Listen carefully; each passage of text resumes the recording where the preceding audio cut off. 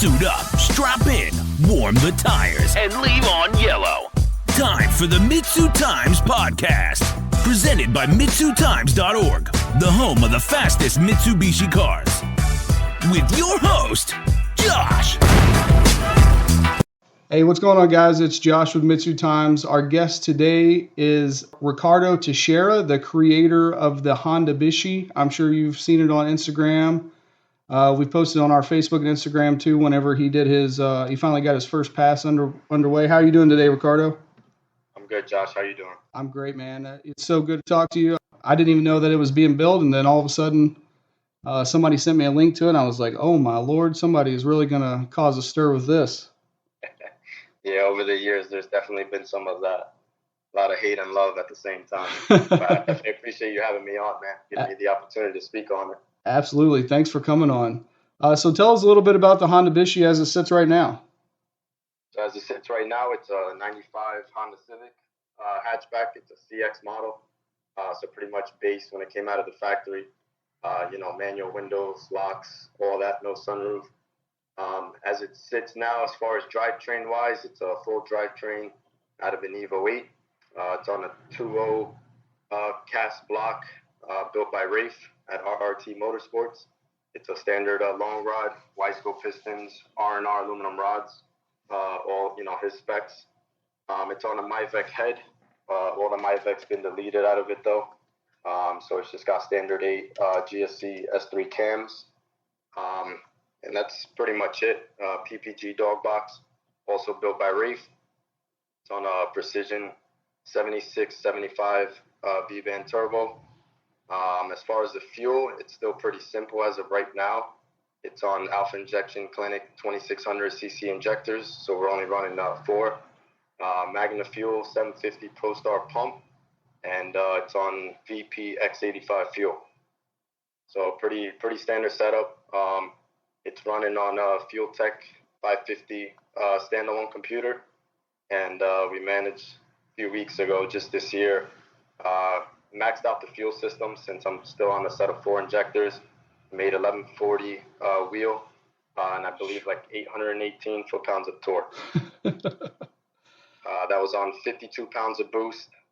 It completely maxed out the duty cycle, so we actually had to turn it down a few pounds. The last few passes on the track, we logged it. It was reaching 46 pounds, so we kept it there just to keep it happy. Fuel Tech is estimating it about 1040 wheel currently as it sits. So those track times were, turned down from the dyno session. But so far for having its first outing, it did pretty good. Oh, yeah, definitely. And you took it, the first outing was at Honda Day, right? Correct. So that was the first event that we had to kick off the year. It was at Akko, New Jersey. It was the first time the car's ever been to the track, period. How was it received at Honda Day? Pretty well. A lot of people, with the hood closed, they just thought, it was a standard B-Series Honda motor, just sounding a little bit different. Other than that, when I popped the hood, that's obviously when it got the attention. But people, a lot of people loved it, surprisingly. There's always a lot of hate and battle between Mitsus and Hondas, but for some reason, this car actually does pretty well with both communities. Was you expecting to break straight into the 8s off the trailer? Most definitely not. I mean, when I first brought it out, I literally told myself when I was loading it on the trailer, I have no expectations. All my friends were like, what do you think you're going to run? What do you expect to run? And my story always stayed the same. I mean, I went there with no expectations. I didn't really want to set any and then, be disappointed. Right. So I literally just told myself, I was going there for a few reasons. One was the 10-point cage had to be NHRA certified. So they actually had an inspector there that was certain cages. So, my main goal was to go there, get the cage inspected and certified. I also had to get my NHRA license. So it was either, run a 999 or a Trap 135 or better. So I really just went there just to get ready for the rest of the season for other events, just to have the car all, squared away and kind of dial in the 60 foot since I've never been to the track with the car. But, doing my NHRA passes that day, It was kind of a letdown when we first got there. It was raining the entire morning. The clouds did not give us any hope that it was going to clear up for the day. They were actually about to call the testing tune off. And luckily, the sun started coming out. They dried the track. We did have high winds, so that was like a scary factor, being that I've never really took the car down at high speed. So, having all that pressure along with, being pressured with meeting the expectations for the NHRA license. The first pass was just limited to an 1/8 mile. So literally just, first, second, third, and then let off. And then the last 2 passes was, full quarter-mile passes. But the winds were, we had like 20-mile-an-hour winds. So I was pretty nervous about, sending the car and seeing what it could do. But definitely. That's why if you've seen some of the videos of those 2 8-second passes, the car's like kind of all over the track. Yeah. People, think it's the alignment or suspension, but it was actually just me fighting the wind and trying to stay into it. It's definitely dangerous, but I definitely wanted to get that NHRA license out of the way, because for the event, I was not able to run the car if I did not get my license. So there's a lot of pressure, but luckily I managed to stay into it enough to meet what I needed. And first 2 quarter-mile passes, were both 890s. So, overall, it's a successful day. Definitely. What went through your head when you pulled around to the ticket booth and they handed you a 890 slip on that first pass? And I honestly wish I had a GoPro camera mounted in the car, because my reaction was literally priceless. I mean, I was like strapped in a 5-point harness with the Kirky, and somehow I still managed to like bounce around in the car. It was crazy, having that first time slip. And again, people that have driven down the track, I mean, I doubt I'm the only one that feels that way, but it actually does not feel like you're going that fast. So honestly, that first pass kind of felt like maybe like a mid-9, high 9-second pass. And when I got the time slip, it was like 8-9, and I was like, there's no way, But, I was the only one on the track. For your NHRA license, they don't allow you to race alongside with anyone else just for safety reasons. So, numbers don't lie. And then it was crazy to, like, back it up with another 890 right after. Yeah, definitely. Yeah, those were really the only 2 runs that I was able to get good that weekend. It's still been a battle just trying to dial in the car, like figuring out the correct air pressure, the right launch control to leave with the car. So didn't have enough seat time, still trying to figure all that out. But, it's cool to see what it's doing at the power level that it's out, even turned down. Definitely. So what motivated you to put a 4G63 in a Honda Civic in the first place? Yeah, so that's actually a funny story. A couple of years back, about 3 years ago, they started this whole, the whole all-wheel drive Honda started coming out. And I really wanted to do it because, Hondas were always pretty respectable in a way. It's just getting the power to the ground was always an issue. So once they started coming out with the all-wheel drive kits, I really wanted to try it out, see what I could do. At the time when the finances were right, I wanted to pull the trigger, but so many people were doing the same setup, K-Series, all-wheel drive, turbo. So I've always prided myself in doing stuff different out of the box, different from what others were doing. And one day, after I picked up the Civic, me and my buddy, he's a big Evo guy, Adam, we were kind of shooting the shit. And, he pretty much said, like, yo, it'd be really cool if you put like a 4G63 in the Civic. And it got me thinking, and, it started becoming like a whole big debate. They were saying I couldn't do it. I wasn't going to make it happen. And it pretty much came down to, at the end of the night, I was like, listen, I'll tell you what, you find me a full swap that I can afford, and I will make it happen. And literally, like, that night or the next day, he found me a full swap, pretty local. And that's pretty much where it started. That's amazing. So what was the Civic like when you bought it? Just a single cam D series? Yeah, so when I picked it up, it had, like suspension, coilovers, some carbon fiber wing, but overall it was just a single cam stock, like you said. Still running and driving car when I picked it up, and that's pretty much it. So you bought this Civic knowing that you were going to swap it. You just didn't know that you were going to 4G63 swap it. Correct. Yeah. No, I picked it up with the intentions of doing a Honda, all-wheel drive swap. Never, a Mitsu power plant. So what all was involved in putting the 4G63 and all the Evo drivetrain underneath that chassis? So initially, once I got the whole swap, I kind of, removed the single cam, mocked it up to see, check clearances just to make sure the frame rails were wide enough to accept the drivetrain. I literally went into this kind of blindfolded. I had no idea what I was up against. I didn't even know if it was going to work or not. The engine the drivetrain actually sits in there pretty well, and anyone that's seen it in person knows exactly what I'm talking about. It actually fits like it was made to be there. The biggest struggle that I did have was getting the Evo T case to clear the subframe and the rack and pinion. Oh, yeah. Now, the biggest modification to the chassis I would say that I had to do to get the swap to work. So the T case on the Evos, for anyone that knows them that well, the T case actually sits pretty high in the engine compartment, and it would completely hit. Like there was no clearance whatsoever to the rack and pinion and subframe.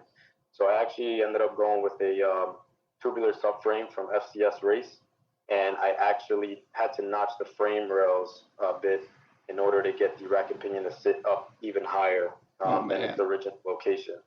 Once I, measured all those things out and kind of mocked it up and saw that it would clear, it pretty much just, became a puzzle from there. That's awesome. What about the rear subframe? Is it from an Evo as well, or is it just tubular? No, so as far as the entire suspension on the car, it still uses complete like bolt-on Civic suspension. Okay. The rear subframe, I did modify the original Civic subframe that's in there, and design like my own brackets and structure to bolt an Evo complete rear end and whatnot in there. But as far as suspension goes, like control arms, trailing arms, anything from a Civic still bolts into the car. Like as far as suspension and geometry, nothing was used from the Evo aside from the drivetrain itself. What axles did you end up having to use?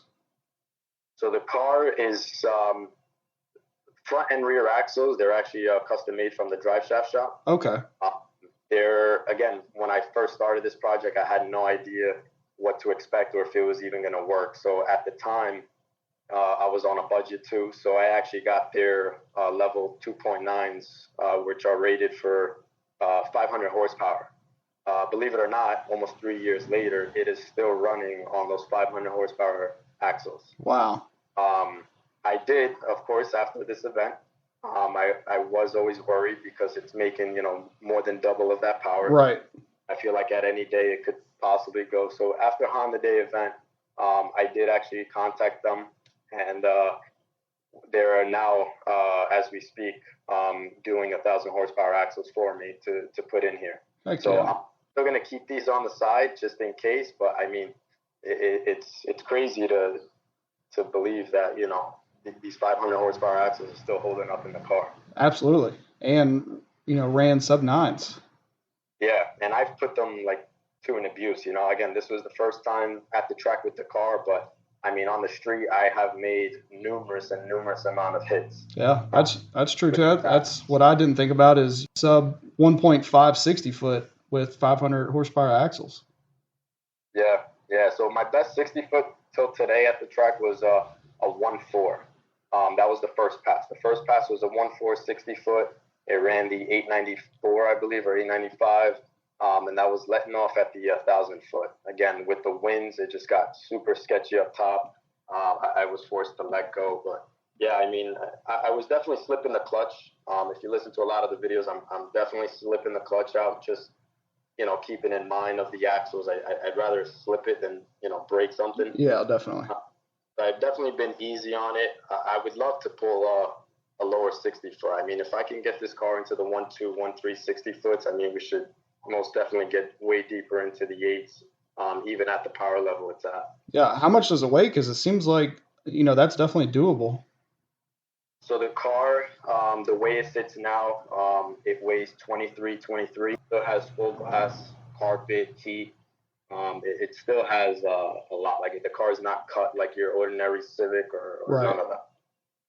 But it is pretty light considering all the cast parts that the Mitsu uses. It's definitely got a 1.2 or a 1.3 60-foot in it for sure. Yeah, once I get it dialed in, that's definitely the goal.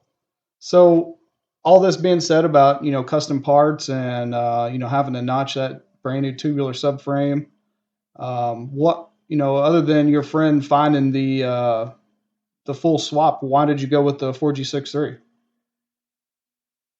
So I've always been, beginning when I first started with the whole cars, I grew up in the city, down in New York, and we actually had a guy right around the block who owned a 1G Eclipse GSX. And I'll never forget. I mean, anytime he brought that car out and I heard the noises it made and the way it pulled, I fell in love. I first started with a few Hondas.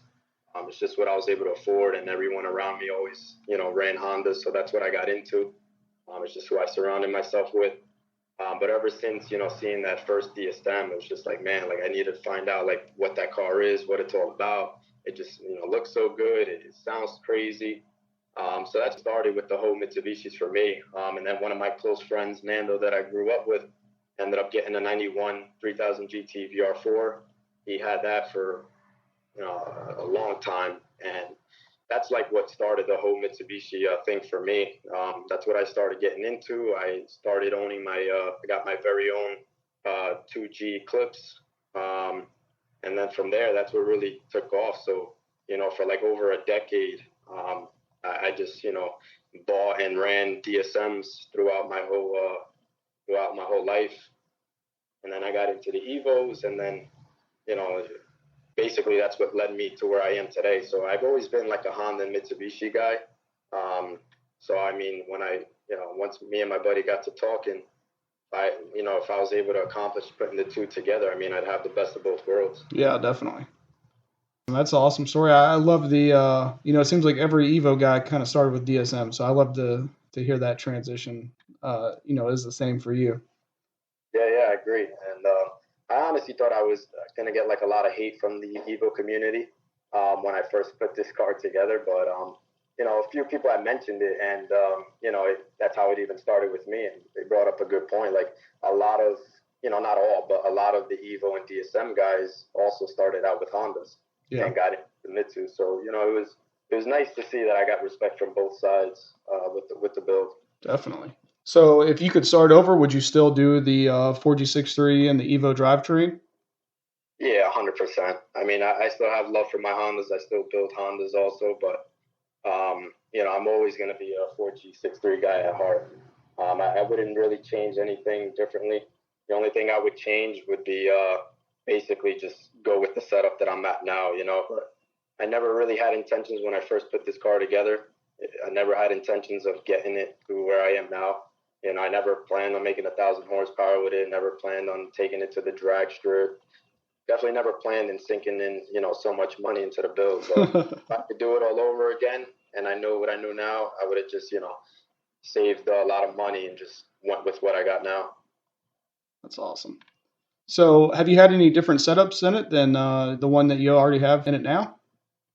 Yeah, this car has actually seen a tremendous amount of setups. I mean, it first started out, again, that full swap my buddy found me. Yeah.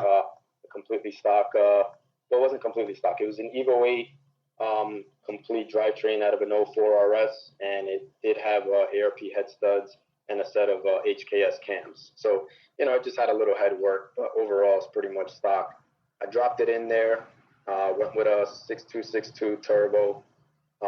And it was just supposed to be like a nice, little fun street car to enjoy, drive around wherever I wanted, and just be different. And, brought it to Rafe. It was still on the stock Evo 8 computer. We made a 534 wheel on it with a stock block. I ended up having an issue where it actually blew the motor. And it was actually ended up being my fault. I actually had a fuel cell in the car, and the fuel pump was mounted slightly higher than the sump. So it actually starved for fuel on one of the pulls. It was just getting, it just leaned out, and I ended up frying the motor. So from there, I was trying to outweigh my options. The prices were going up. This was during COVID. Yeah. The parts went up, and I actually is when I started really dealing with MA Performance. They actually built me a 2.4 stroker motor. So it went from the stock motor to the MA Performance 2.4 liter. So we did a stroker motor. I ended up upgrading it to a 66 millimeter turbo at the time. I had Rafe also build the trans, which is carbon synchros, and a different final drive to match the gearing with the tire size that I had on the car. And that pretty much lasted for a long time. And then actually a funny story is I ended up selling the car shortly after. So this car has actually went off up to Buffalo, New York. Oh, wow. Yeah, there's a big crew up there that are into Evos. They ended up buying the car. They had it for a while. It still stayed, I'm not sure how long it stayed with that stroker motor, but they ended up swapping it back out to a 2.0. Last year, the opportunity came up for me to buy the car back, and I instantly regretted selling the car after I did. It was kind of an impulsive decision. But I was happy to get offered the opportunity to buy the car back, and I totally just went all out since I got it back. I completely stripped the car down all winter and just redid everything from drivetrain to suspension to a ton of stuff. That's awesome. And going through your Instagram, the quality of your work is just, it's no wonder that this thing ran sub 9s. It's put together so well. No, I appreciate it, man. Thank you. I try, man. I try because, now with me having my shop, it's kind of a representation of, my shop and like the work that I do. So, but it's like you said, man, it's crazy to think like where it started and where it's at now. And again, I never even built this car to do what it's doing. So like, I could have done things a little bit differently. Like I said, to start, it's on 500 horsepower axles. The motor mounts, I'm still using like eBay mounts that cost me $180 for a full kit. And so again, I didn't build this car to run anywhere near what it's doing or make the power that it's made. But like I keep telling people, like, why am I going to swap these cheap, quote unquote cheap parts out if it's still holding up, if it ain't broke, why fix it? So, it's pretty crazy. There's still a few parts in here that are from a couple years old, and, they're definitely a cheaper, non-brand name parts, but it's working. Aside from that though, I definitely invested a lot of time and did everything else right. But yeah. So, it seems pretty obvious now, especially, your first track outing was such a success, but what motivates you to keep pushing this car, keep going with it? Honestly, it's just a progression. Just seeing, how well it's performing every time it goes out, from the dyno. I didn't have any expectations either. We put it on the dyno and made almost 1,200 wheel. Just seeing that was like, wow, like how is this possible? And then going to the track again, no expectations, and running, first passes off the trailer 8 seconds. So it's like the car was never built or designed to do what it's doing, and now that it's doing it, it's like, wow, like where can I take this car now? Like how much further can we go? So like now I'm actually investing the money and time to actually go deeper into the 8s. Yeah. So now that is my goal. My goal now with the car, just seeing what it's actually doing out there. It's like, it's just motivating me to see how much further I can take it. So is that your goal for this year, is to, maybe get an 8.5 in? Yeah, the goal is definitely, honestly, I have fun just bringing out the car, whatever I get, again, I'm happy with it, but definitely the goal is to, at least break my cage cert, which, my cage is a 850 rated cage. So if I could break that, I'd be, super happy. But kind of where it's going now, I'd really, really, really love to get, close to like in lower eights as possible. I mean, it'd be really exciting to see how far we could push the car. I don't know, the next thing that I'm actually currently working on now, because we are kind of maxed out on the fuel and we lowered the boost just to keep it happy. I actually did, Rafe hooked me up with an 8 injector billet manifold. Okay. So swapping it over to an 8 injector manifold. I'm adding 4 more injectors, and I'm going with a bigger pump, just so we're not, limited on fuel like we did with the last tuning session. So the goal is to turn it up quite a bit. I mean, at this point, like whatever happens, but I do want to push it and see how far we can take it. I mean, again, the track numbers I got was with it turned down from when we made the 1140 just because of the fuel starvation. So if we can take care of the fuel issue and really turn it up, I mean, I really don't see why we couldn't bring it a lot further into the 8s. Yeah, definitely. Especially with the weight. I think it's, 8.9 is just the beginning. Exactly. So seeing that and knowing that there's a lot more in it, it's just, it's crazy. But I think at that point, the only thing I'm really going to be fighting is going to be really traction and just steering. It makes a lot of power and a lot of torque for a chassis that was never intended to do that. So I think that's going to be like the next issues we're going to fight with, is just keeping the car straight and sturdy track. But we'll see. It's a matter of just dialing it in and seeing what we can do. So do you have any like long-term power or quarter mile goals? I mean, I definitely exceeded my goals that I even thought I was going to be able to do. Yeah. Have any expectations, but I kind of did have in the back of my mind like something where I'd be happy, and 8s was definitely not on my mind. So the fact that I did that already first time out, that's definitely an overwhelming experience. So I would say, as far as expectations with the car, I mean, I already exceeded it. Yeah. So anything better that I run now is just going to be like a bonus for me. Yeah. Now I just work on consistency and having fun with it. Exactly. Yep. At the end of the day, that's really, I have no sponsorships. I don't want any sponsorships. I literally built this car from start to finish under, my own financials. And honestly, it's always been like for the fun and experience out of it. I never really did it to, be out there competing with these top names or anything. I'm just doing it for me, for fun. I'm a one-man guy, and, I'm just having fun along the way. I love that. That's so awesome. So is there any other events in 2022 that somebody could go out and see the Honda Bishi in person? Yeah, so actually this weekend, there's a pretty big event in New Jersey at the Princeton Airport called Panda Fest. I'm going to be bringing the car out there for its big, car show outing. From what I was told, I'm going to be right next to Nick with the Wild Evo. Oh, nice. That's familiar with that car.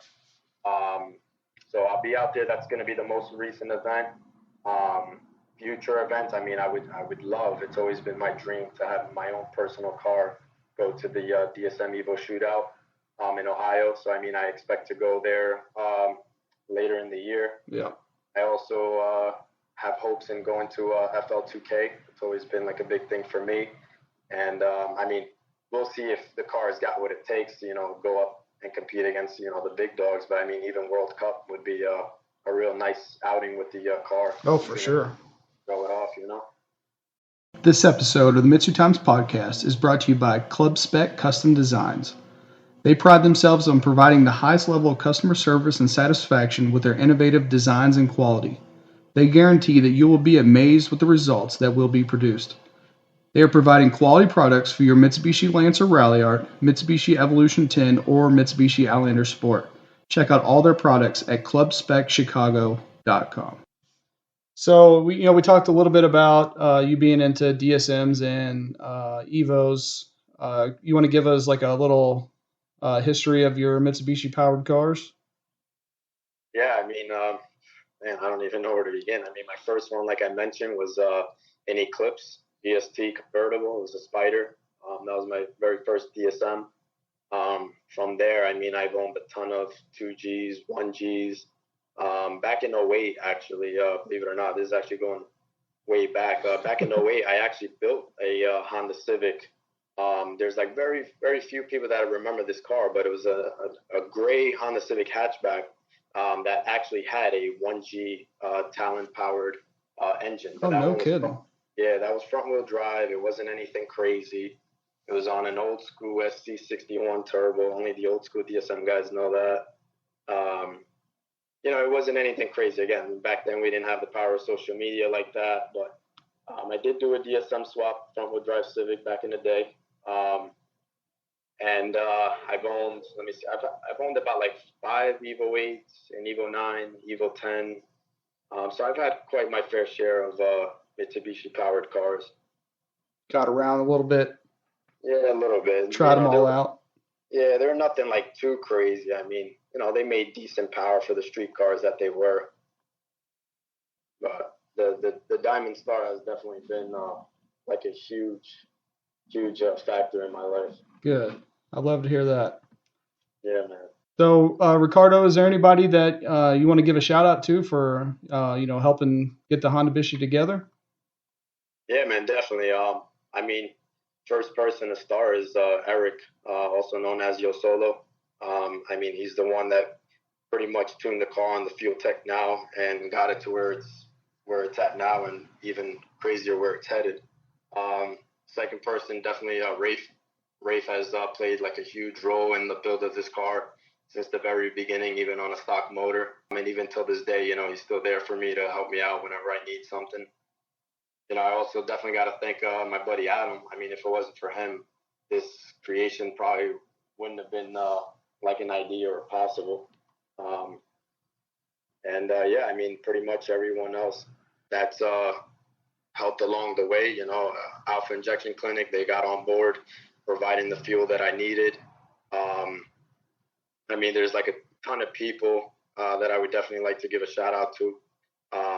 But anyone that's played a part in a role in the car, definitely, appreciate them.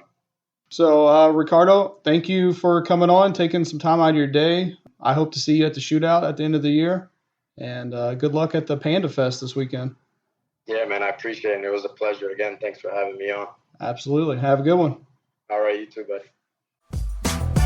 Thank you for listening to the Mitsu Times podcast.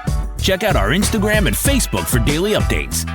Get added to our list by going to mitsutimes.org and clicking Submit a Slip. Thank you to all of our sponsors.